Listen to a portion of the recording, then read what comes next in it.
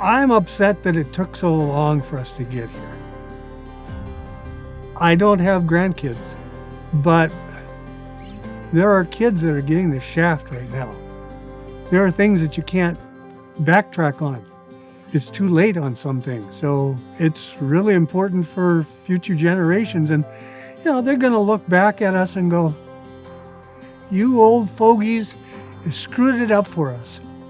I'm a retired electrical engineer, but I still run experiments on everything in my house. I'm like, okay, what are we doing here? Collecting data. I mean, I wasn't going to just go and spend a lot of money on electrical and not get some financial benefit from it. So yeah, that's a secondary thing.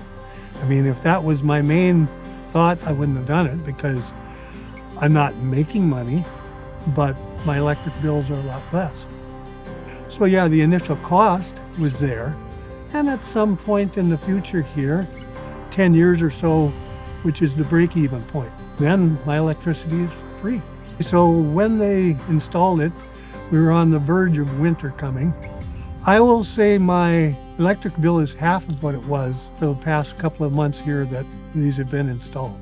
And come summertime, it's going to be a lot better.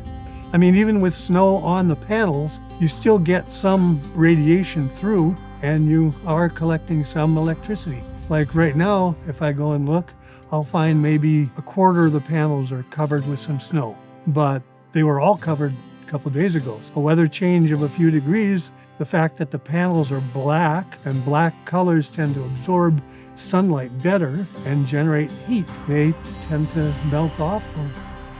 Anyway, I'm getting what I thought I was going to get.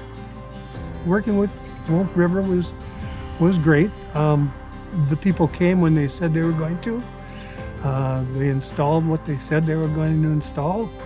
I would recommend solar to my neighbors, but I'm going to tell them, now remember, it costs some money up front. I'm sure that they'll see a benefit from using solar panels. In the summertime, you're probably not going to have an electric bill at all.